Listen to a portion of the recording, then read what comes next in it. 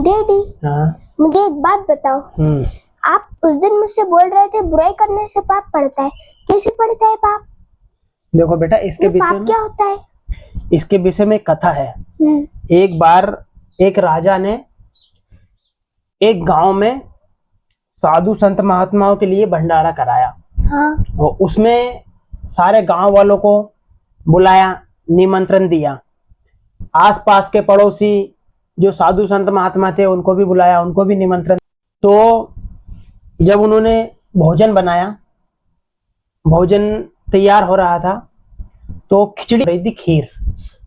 जब खीर बन रही थी तो एक चील ने किसी सांप को पकड़कर और वो उस मार्ग से निकला जिस मार्ग के नीचे खीर पक रही थी, भंडारे का भोजन पक रहा था। हाँ।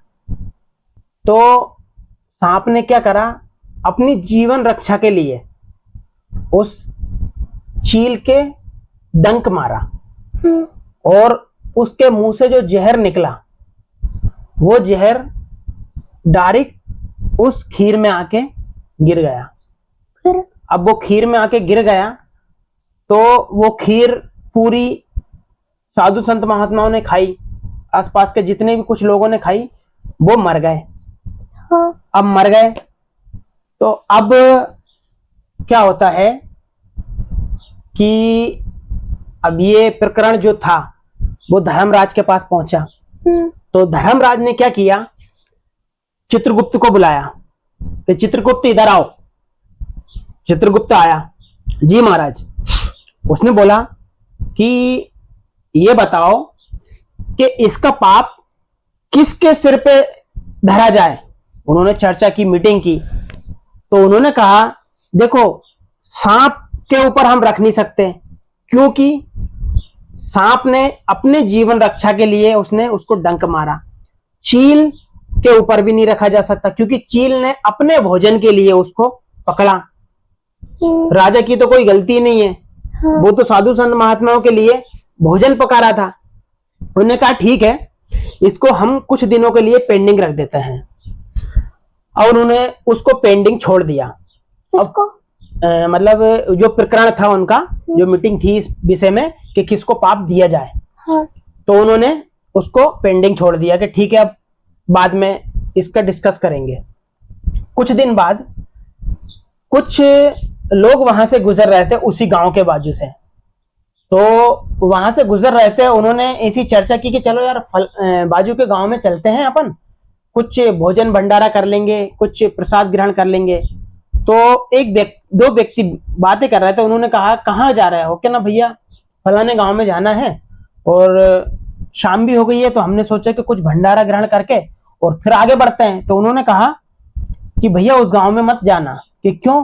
क्योंकि वहां का राजा जो है वो निर्दयी है, वो भोजन में जहर मिला के खवा देता है, तो व्यक्ति मर जाते हैं उससे।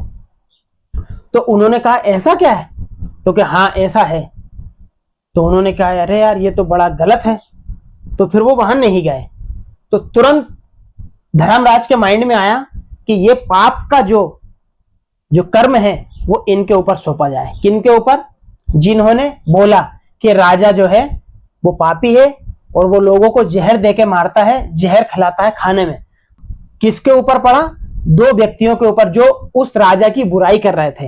हाँ। उस राजा के बारे में गलत विचार आ रहे थे उसके मन में, क्योंकि उन्होंने तो जाना नहीं, सोचा नहीं, समझा नहीं, विचार ही नहीं किया, ना उसके बारे में तह तक गए, ना कभी उनके पास गए। सिर्फ उन्होंने सुनी सुनाई बात को आगे बढ़ा दिया।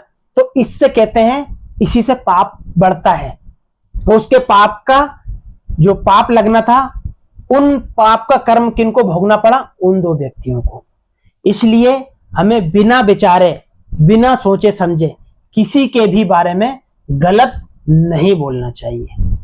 कौन कैसा है, कौन कैसा नहीं है, जब तक उसकी पूरी जांच ना कर लो, जब तक पूरी इंक्वायरी ना कर लो, तब तक उसके विषय में अशुभ शब्द बोलना हमारे अधिकार का नहीं है।